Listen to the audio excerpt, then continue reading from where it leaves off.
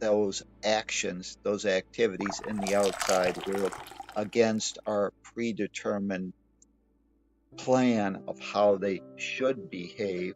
And whenever they misbehave, so to speak, and not live up to our own egoic plan to get our needs met, then we blame the other party and claim that now we have a justification to withhold forgiveness because we believe that there's something outside of ourselves that's failed to complete our plan. So the Course says rather than change this world, and this world on the mass collective consciousness is a world of seeming hate and fear. It's a world controlled by the thought system of fear, which is the belief in separation, the belief that you're not perfect, whole, and complete, or that you're a sinner that needs to earn their way back to redemption or back to the promised land. Because we come from those beliefs, that's how we view the world. And the Course says, rather than change that world, change how you view your world. And when you change how you view your world, what you'll find is that the world will start realigning, your experience will realign to that new vision, that new belief as to how it's supposed to perform.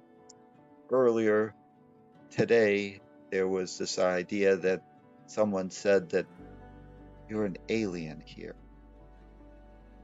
We're an alien here from the standpoint that we have created this world and we believe that in this world we have to seek our redemption because we bought into the belief that something has happened that has caused us to lose our own inner peace. It has caused us to lose our divine inherited or spiritual DNA.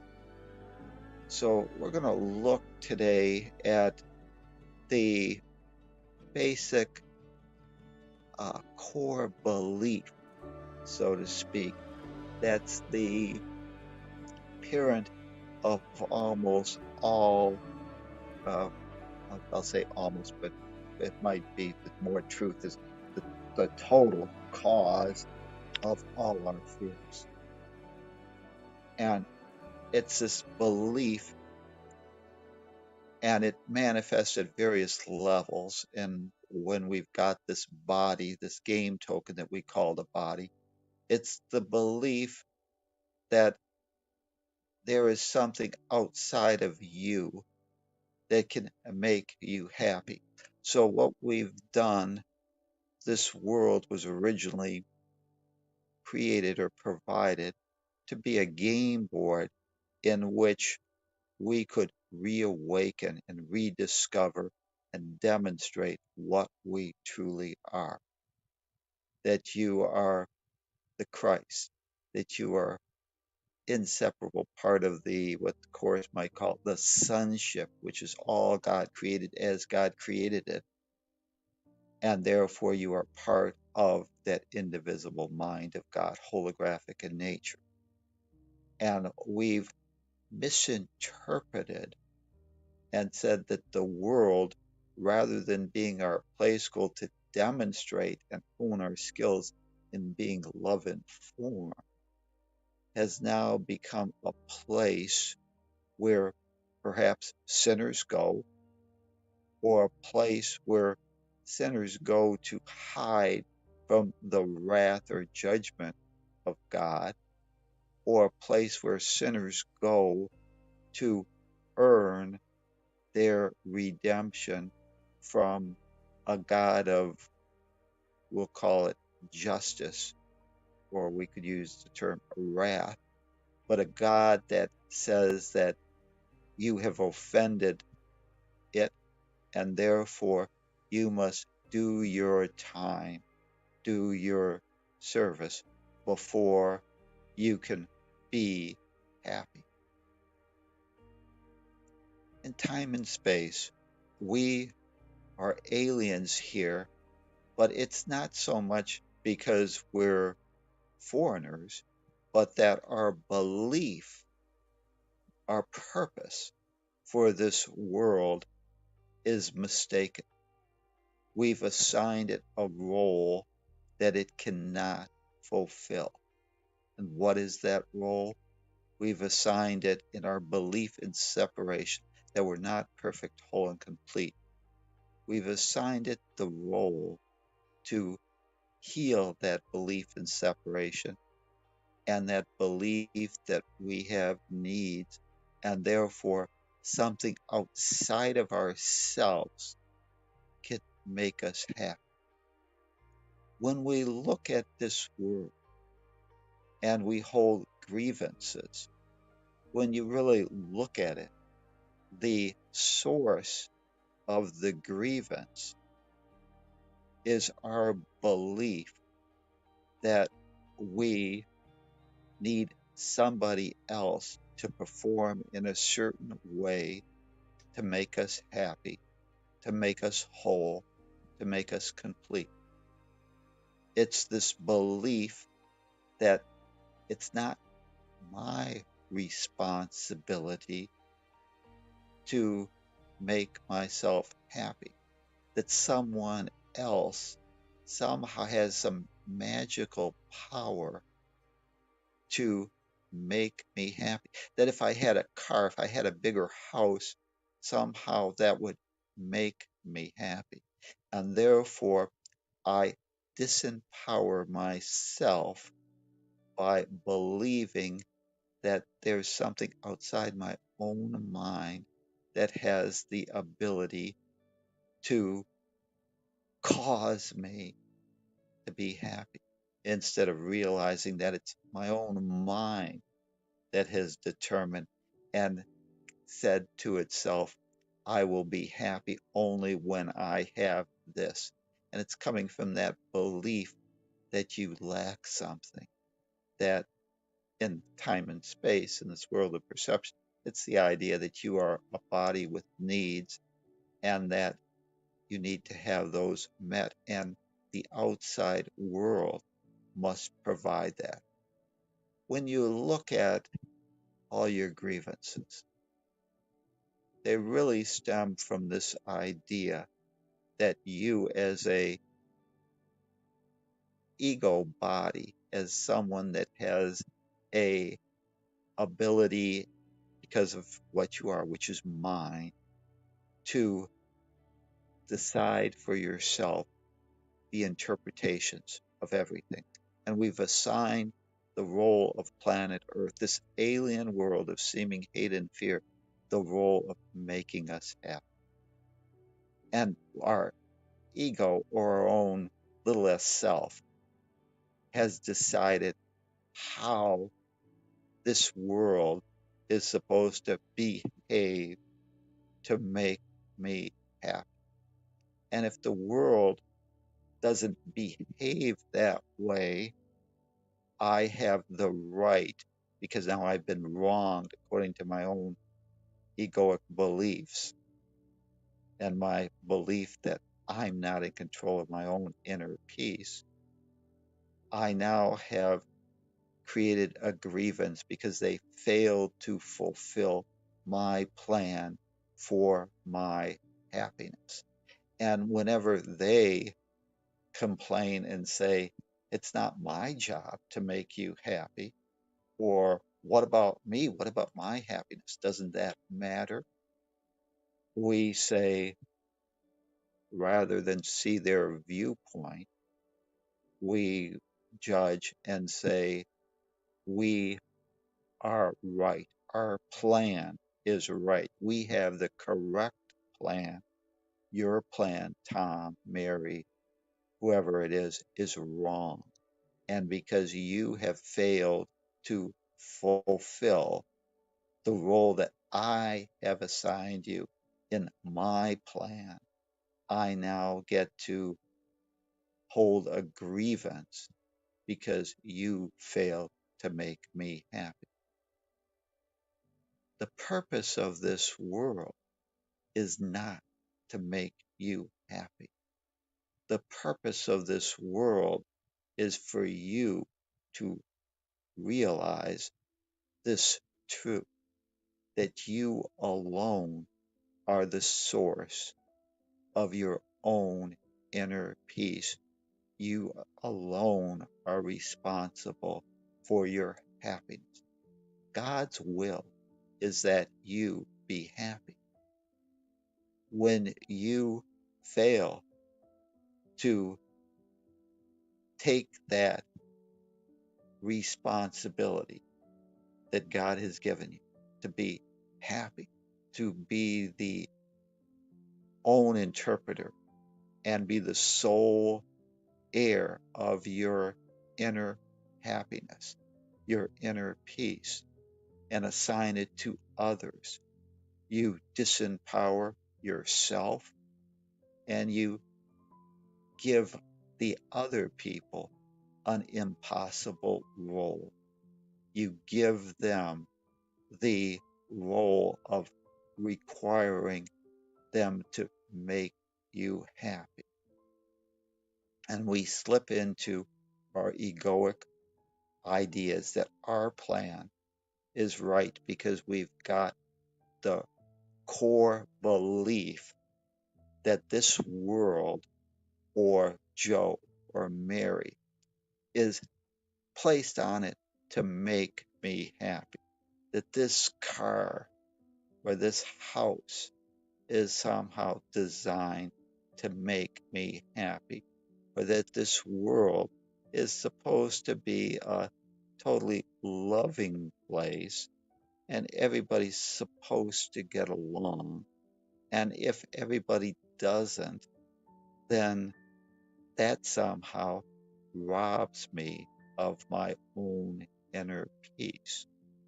So it's this belief that the world, and we've given the world this task, is or others to make us happy, that creates all the conflict that we see. Because now that we've got our own egoic plan and believe that someone outside of myself is responsible for my own happiness, I get to say they failed me. They didn't make me happy.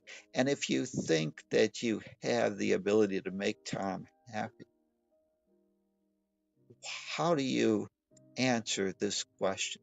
How do you make Tom happy when his desire, what he wants, or, and we could call happiness, how do you solve Tom's problem, which might be that I believe I lack something? How do you solve Tom's problem when the real purpose and idea behind it is that Tom does not want you to solve his problem? How can you make someone happy that actually wants to be unhappy, that wants to be irresponsible or not responsible for their own state of mind? If they don't want your help, how do you fix them? How do you control them? How do you make them happy when their whole purpose and they're arguing for their rightness is that you have failed them? You can't. When you make someone else responsible for your own happiness, you've assigned that person an impossible task. No one can make you happy. No one can give you the peace of God. Why, the first axiom in this world of seeming hate and fear is to realize this truth that I am not a body, I am free. You're mine. You're the individuated aspect of consciousness. And as such, nothing can cause me to lose my own inner peace unless I choose to allow it. So it's this core belief that you're not perfect, not whole, not complete, that is the source of all your pain, all my pain and suffering. If I correct that belief, if I repurpose the function of this earth as not a place to make me happy, but as a place where I come to learn my truth and reawaken to the idea that I'm not the body, that I'm spirit, that nothing sources my experience but me, and nothing can cause me to lose my own inner peace or rob me of my inner peace unless I so allow it. Then I realize that without forgiveness, without reframing this idea that the world is here to make me happy, I still will be blind to the truth that I came here to recognize and realize that I am the source for my own inner peace and happiness. God's will is that I be happy, and He's given me the ability to step back as an observer and realize that this dance is just a game that we play to reawaken and hone our skills in recognizing that truth. The law of Christ, or the law of Christ's vision, says never mistake the body for the child of God. Never mistake yourself as not being perfect, whole, and complete.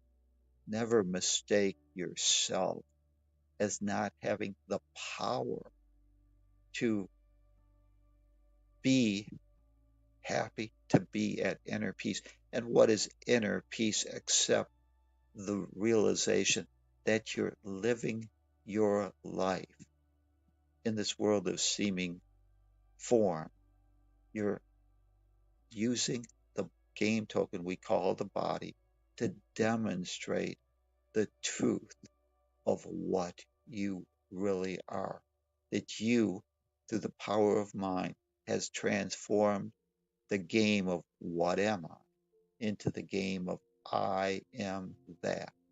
When we go about our day to day and we perceive ourselves to be a sinner or to believe that we're the body, we will play the game of it's your responsibility to make me happy. And that disempowers yourself and it disempowers all participants. Because if you believe someone can make you happy, that means that you also must believe that by their activity, by their behavior, they could also rob you of your own happiness. And that is the core problem that our misperception of the purpose of this world leads us to. The world is, you're an alien here. The world is not here to make you happy. The world is here for you to reawaken to the truth that you, as mind, are alien to a fear based world, don't belong here, and that it's your own lack of using the vision of Christ and perceiving yourself as the body, getting sucked into all the drama, the stories that are emanating on this plane, and believing somehow that there's something wrong, that rather than people or participants being mere actors playing roles, that they are the role, that they've become the person that is offending you, that fails to do their duty as you see it and act in a way that you perceive you need to make you happy. You disempower yourself, you disempower them because you've assigned them an impossible task. No one has the ability to make you happy. It's an inside job, and you disempower yourself when you assign to others that role. So let us realize that without forgiveness, I will still be blind. I will still believe that there's outside forces that can rob me of my inner peace or make me happy. And because of that, I will assign to those supposed outside forces that never had that power to do that an impossible task. And when they fail me, I will argue for my rightness and put them in the prison of my own mind.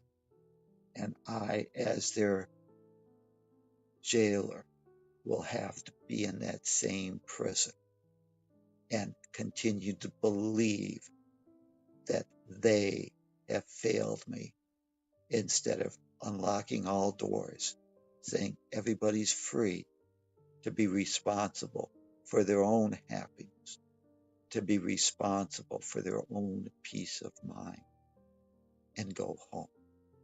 If you want to stay in jail, you can, but it's not my own mind that will keep you there because I've got better things to do. I've realized that my happiness is more important than arguing for my rightness that you somehow have failed to perform as my own little ego body believes you should have. So, in this, sin is a symbol of attack, but sin is this belief that there's lack, that there's some outside force that you've somehow offended, or that now you have lost your perfection and that you have to earn things. So sin is an attack on your own inner happiness. Behold sin anywhere and you will suffer. Because sin is your belief that something outside of yourself has failed to make you happy. Sin is the belief that perhaps yourself has failed to make you happy, and therefore you're being punished. For forgiveness is the only means, whereas Christ's vision comes to me. Christ's vision will come to me when I realize that the law of Christ's vision says, do not mistake the body for the child of God. Do not mistake the role that the actor has been assigned to play or that you've assigned them to play in your belief that they are supposed to make you happy, that they're responsible for your happiness. Do not let that belief become transferred from the role that you assign to them, the actor. Do not mistake their body or their role for what they truly are. The vision of Christ shows me the simple truth that I am healed, that I am not the body, that I am mine. And I look upon my brother, my sister, all the players as mere actors. And I realize that in their willingness to help me reawaken to the truth.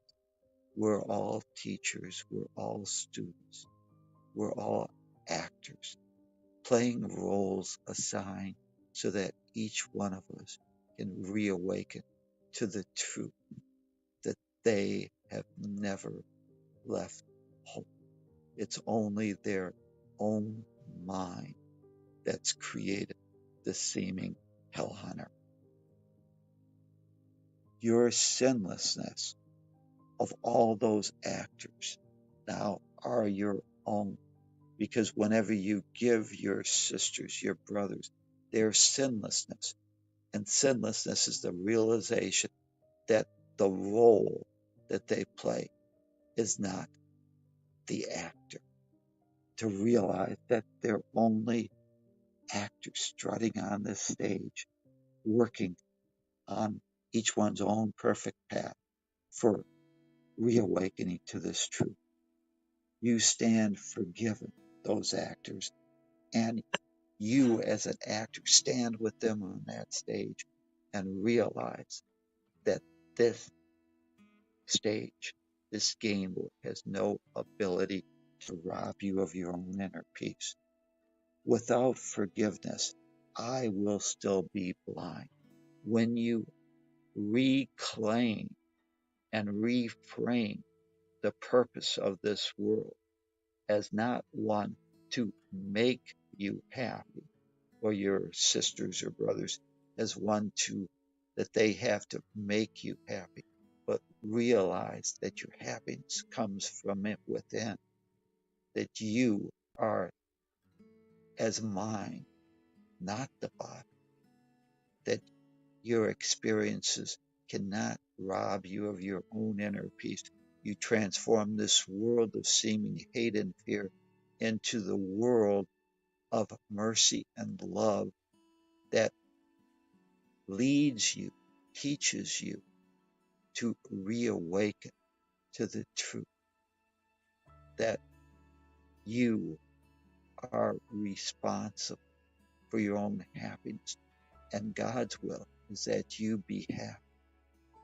And you've been given the freedom to play a game and misinterpret things, go off script, believe or assign people roles that they cannot fulfill. Or you can reawaken and use this world to reawaken to the truth and reclaim your divine inheritance. And to do that, your eyes must become open to the fact that you've given this world an impossible task. The world cannot make you happy. Mary, Joe, they can't make you happy. Reclaim your own power of reframing this world to reawaken to the truth of what you really are and come home. It's your decision. It's you that keeps you in prison, in the prison of your own unforgiving mind. Accept the truth. Accept that there is no separation and come home. So today, realize and let's try and remember and use the vision of Christ. And the law of the vision of Christ says, do not mistake the roles someone plays on this game board as the truth of what they really are. Hold that truth that they are just like you, part of the indivisible oneness of all that is, perfect, whole, and complete, an individuated aspect of the holographic mind of God. Reclaim your power, your creative source, and follow God's will. Be happy and stop arguing for your ego's demand that it be right and its belief that you are a sinner. Create a great day for yourself and your world. Namaste. The God in me recognizes the truth of what you really are. Go about Godding today and demonstrate that truth. Thank you. Thank you, Tom. Wonderful. Appreciate that. It's important to take these lessons deep to heart. It's our path out. And we've come back to this over and over that we're aliens. I'll give you a slightly different perspective if that feels slightly uncomfortable to you. We're inhabiting this body. Our soul, our mind with a capital M, is inhabiting this body. The mind part can travel anywhere. That's the part of you that's the truth. That's the part of you that lives forever, untouched by this world. But imagine that you can go anywhere that you want with that mind. We've got a lot of science fiction kind of shows we could watch that would help illustrate that. And I was watching one the other night. It was with, I can't remember the name of the guy, the actor. He played Greg in Dharma and Greg. Um, and he's a FBI agent, and his consciousness was sent back from the future to inhabit somebody. They knew that this body was going to die, and so they put, in the science fiction-y way, put the consciousness in this person just before they die, and then they use that body for a little bit longer. And as a science fiction idea, great idea. As a metaphor for what we're talking about, that's exactly what we're talking about. Just as good as anything else. If somebody was going to move millions and millions and millions of light years, wouldn't it be better if you just moved the consciousness than to move a physical thing? Why would you want to carry that physical thing through all that space? And so let's adopt this metaphor because it's helpful for us. It's close enough to the truth that we can use it to alleviate our pain of feeling stuck here. We're not stuck here. We're not stuck anywhere. We are free because we truly are not our bodies. We truly are the ones that get to choose our consciousness and choose where we place our attention, choose where we focus ourselves. And I know the pain that you have when you get sick drives you right back to this body. But there's a way out. Meditation, patience. You can find your way through this, and we can all be free again. Anyway, thank you, Tom. I appreciate what you do for us, and I appreciate everybody who shows up here. Anybody else want to say anything? Oh, yeah. Yeah, me This too. was, go ahead. Go ahead, Adriana. No, I was teasing you, but if you have something clear to say, I will wait. I do have something, but Please, go ahead. okay. Good morning, everybody. I am right now in a beach house from a dear friend of mine, the one who introduced me to A Course in Miracles. Well, it's beautiful. Lee has seen this house from video calls, and it's beautiful to be here. We were talking last night with my friend because she's really talented doing coach. I mean, she's a coach, a spiritual coach, and yeah, she has a lot of certifications on that kind of work, and she's really talented on it too. And she dedicates now her life to express her creativity through the concepts of the Course in Miracles. Well, to expand the concepts of the Course in Miracles in this level of the form, she has a brand where she helps the moms to be more spiritual in their way of raising their kids and their lives, of course. And she writes children books. She's really talented, and we were talking last night because she was telling me all these beautiful stories of of people around her that always ends up yeah, uh, having her as their way to. No, mi amor, ahorita no se te va a caer. Um, and yeah, she has a lot of people around her having her help to, yeah, to go through different kinds of conflicts. And it was funny because I could clearly see how we are really loving this game, and we don't even realize that we do enjoy the game of being the source outside the source.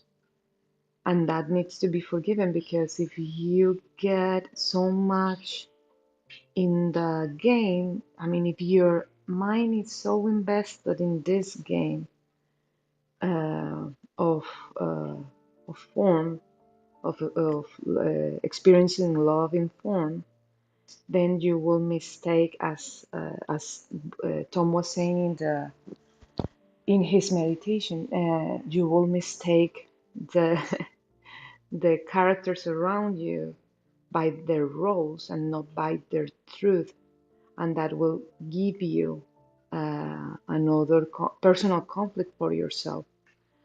So the Course in Miracles is really, really mathematically logical in that sense.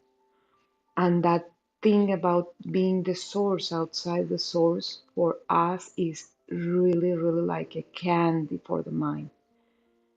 More, I guess, more for women, because we do have the physical experience of bringing people in this world.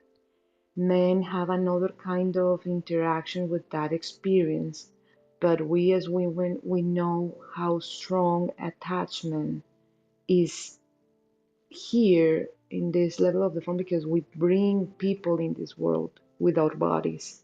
So our minds are the ones who are maybe more in need to heal that part of our understanding, because as we, for example, with our kids, we are so invested on them, on their first years of life, because they are vulnerable, supposedly.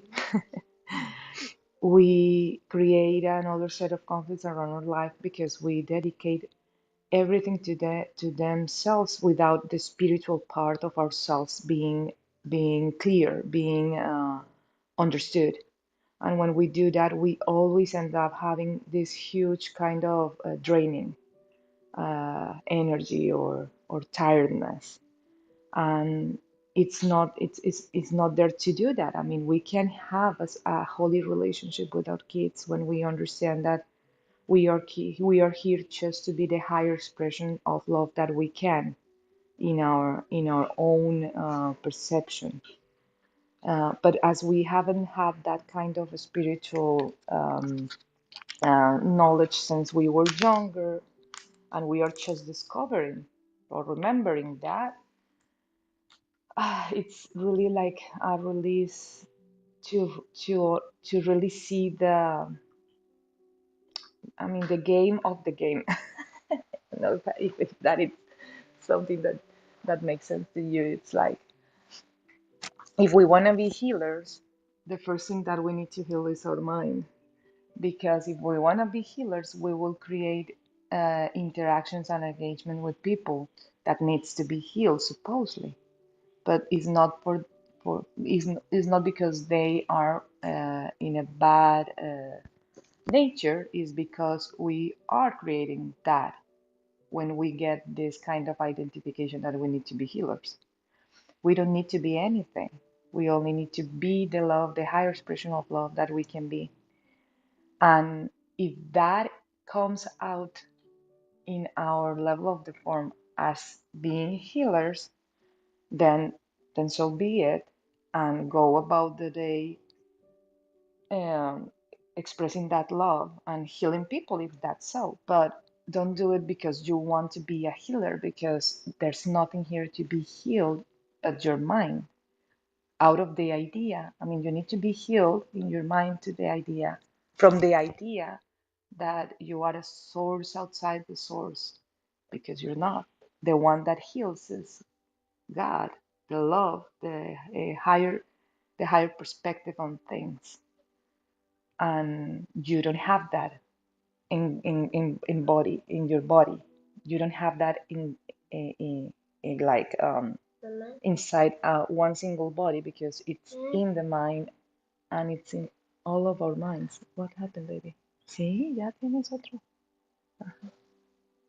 So I wanted to share that because last night we were having this beautiful conversation with my friend, and it gives a different approach of what she does, that it's really beautiful, because it releases her from the draining part of the job, if you wanna see it like that. For those who are here that might use this, that what I'm saying, being a healer is not using your body to heal another body. Is being clear in your mind that everything is innocent. Is having an innocent mind yourself to be able to express and connect the dots for other people to go to that path too, to a higher perspective of on what they are perceiving as separate. So I hope this gives us another triggering for our discussion, because without forgiveness, I will still be blind. If we don't recognize that we love to be the source outside the source, we will be like going through this experience with some sort of um, like a secret ego there, and all those things needs to be really uncovered for you to really be the higher self that you are. Thank you, Tom. Do you want to say something? I hear your mic on, or Bob. I know it's Tom. Tom, I'm gonna close your mic. I hope you all have a wonderful day, and that you could hear me. I don't know if I was Yeah, going. you're great, honey. No problem. Ah, okay, great. All good. Yeah, so let's all just acknowledge that we love to be the source of love, outside the source, but that we are now understanding that if we keep our mind in that, we will always have our actors playing the roles of separation, and we can play the game without having to do that, by understanding that everything is innocent in that sense, and then you go about your day with your body, but not taking everything so seriously, even if the work that you're doing is being a healer. And speaking of not taking things seriously, I had my references all wrong, so I'm going to correct them real quick. The TV show is called Travelers. It came out in 2016. The lead character is Eric McCormick. He was Greg from Dharma and Greg. Pretty great actor, I thought. And the premise is that in a post-apocalyptic future, thousands of special operatives are sent back in time, and they can get transferred to this host body, and then they can provide specific information back to the future. And the idea is we save the future by correcting it today. And of course, all that's ego stuff because it's past, future, present, science fiction BS. But as an idea, it opened me up one little bit more, peeling back of the onion to get down to the truth that we are our consciousness. We are our life force, not the body, not the brain, but completely separate from this physical plane in a beautiful, wonderful way that frees us to be our true holy selves. Anybody else feel like sharing? Yes, I just want to All give a right, Papa, slightly different point of view to all of this fantastic stuff. let's hear it. Tom, as usual, your exposition just perfect and right in place, and it it opened up some thoughts that I hadn't thought about before. But there's a universality to all of this. And when you have Tom on the one hand explaining things the way he does, and then Adriana giving you almost an identical look at the same thing, but from a different point of view, that's the key to the whole deal, in my opinion, here. And that is, to be specific, the point of view that we have is the one thing that really moves. It doesn't move. God doesn't change. Tom defines time as change, and in the fourth dimension, let's say, of changing stuff. But when you open up to understanding that there is one God that doesn't change, that is changeless, that also means eternal. God doesn't change. Then this whole deal falls into place also.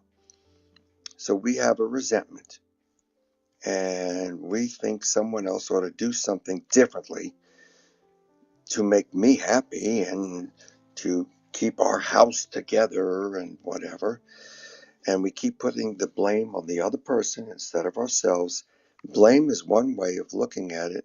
The other way, the tails for this coin, if you will, is not to blame someone else, but to recognize that only they can make themselves happy, and only I can make myself happy.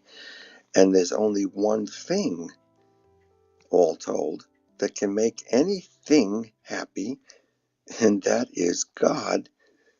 And God has given us the Holy Spirit, as long as we're playing this game of duality, to guide us back to non-separation, which is the singularity we're all trying to get to.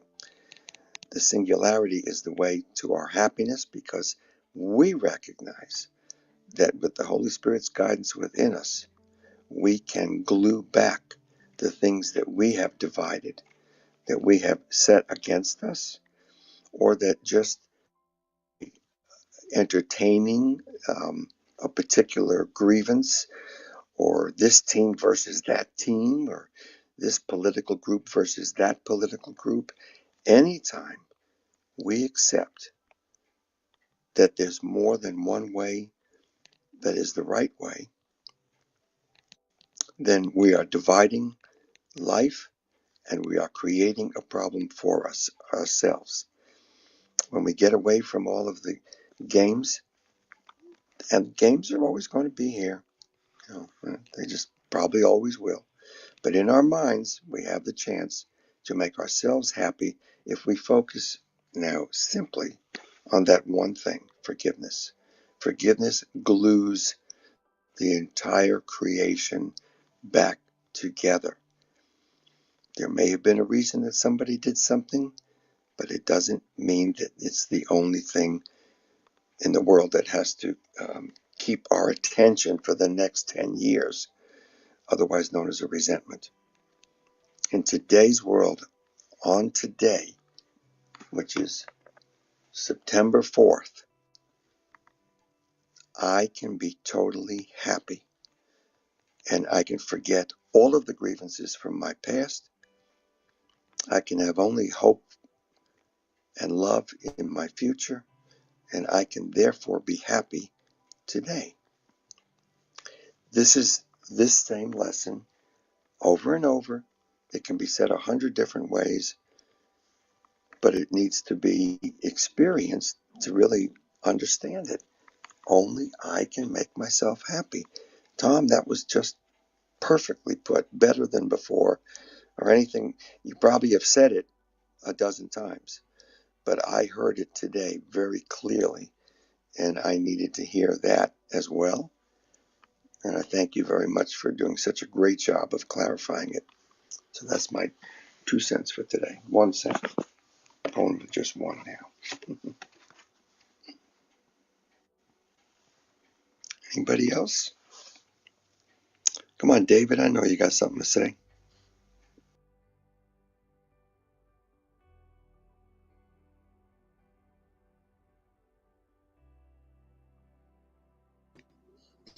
Tom, you. Good morning, everyone. How is everyone? I apologize for being vacant or absent for the last couple of days, but stuff happens.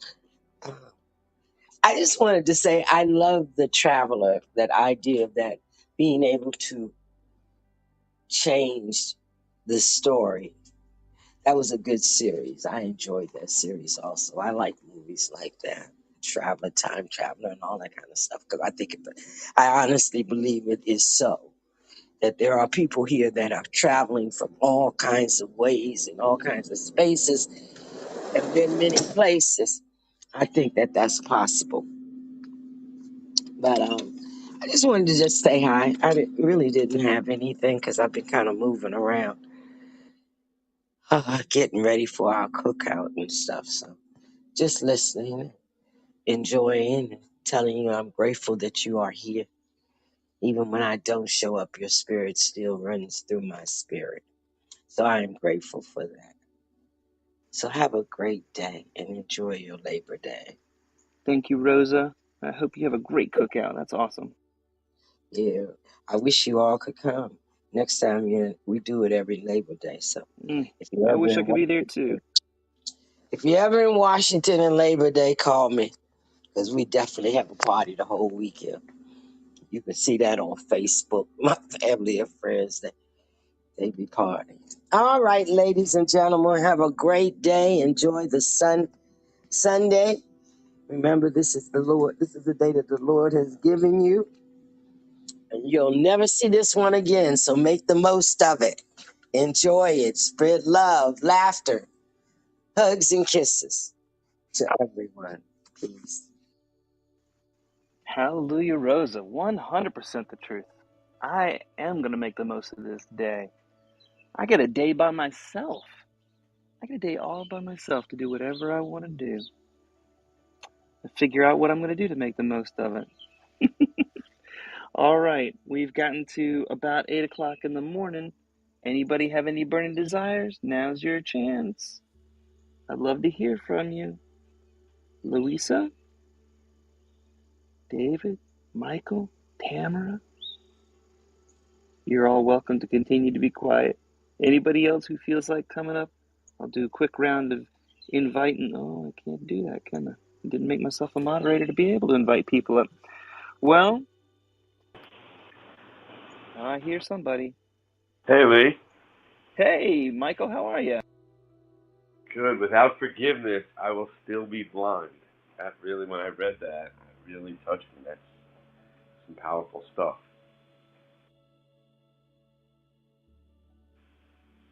Thank you for bringing us back there, man. Thank you for bringing us back there. Who wants to be blind today? I sure I don't. do. I You still do? hold. I do. Let's hear I it. want to speak for the common man here. I still hold a grievance here, or a grievance against my father there, or a grievance against, and I could label it right. Mm-hmm. Um, and I'm in the weekend here, and I'm good. I see. I can see. Without forgiveness, You can I will savor and enjoy that still if you want be to. blind. Yeah, still blind, choosing to be blind, but forgiving in every moment, I guess is what I'm getting out of it. Like dying to every moment, forgiving right there is the lesson. Yeah, Now just that's a great practical realizing, way of bringing it back. I love that, actually. I'm sorry. yeah, Who else was going to just say something? Go ahead. just realizing that you're the one that's holding the grievance, that you're the unforgiving mind, is a great realization. And so it's, one of those steps that we need. First, we need to identify that our inner peace is because we have now said we've assigned a role to somebody else to make us happy or to fulfill our plan, and that's not their role. And at first, we want to argue for our rightness, and that's okay.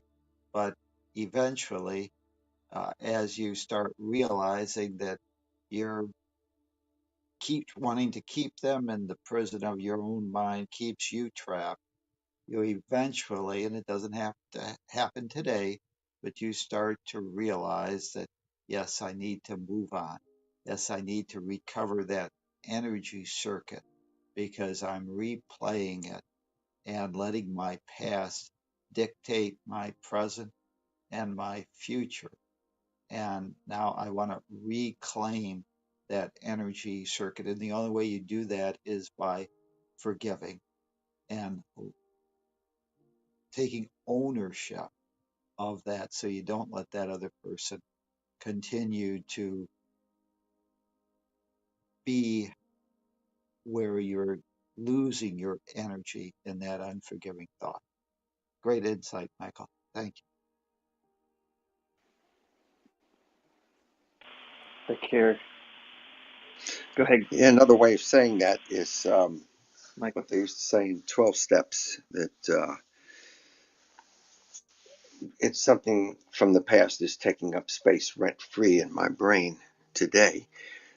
And one of the last things that really gets fixed as we continue to get closer and closer to our center, to our God, the one God that is, as we get closer and closer, each time we understand each of these kinds of incredibly powerful truths, it's like the whole world can change just with that thought.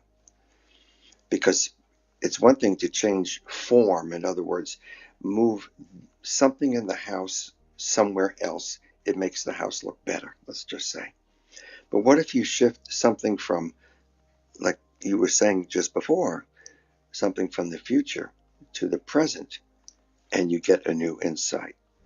It changes things also. It changes your outlook on life,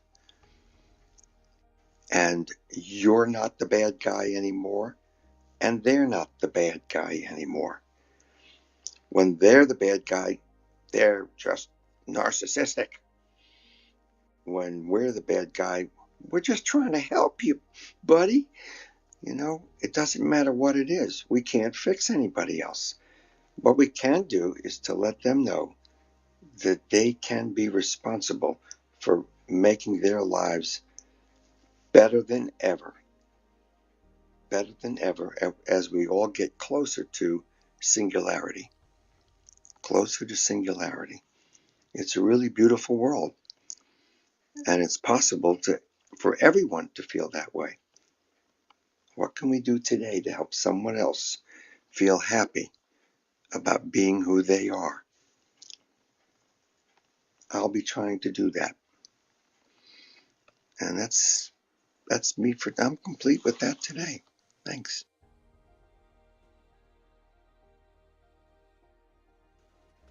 All right.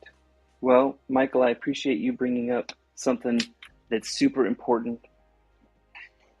I think the key thing that I learned there is that, the character Gollum with my precious, everybody's got a little bit of that. And you want to hold on to that, and you don't want to be mired with guilt, blame, and shame. So as long as you're not adding guilt, blame, and shame to it, enjoy it until you're ready to get rid of it, and then let it pass like everything else in your guts needs to pass. Once in a while, we got to pull all the nutrition we can out of an idea, and then we can let it pass peacefully.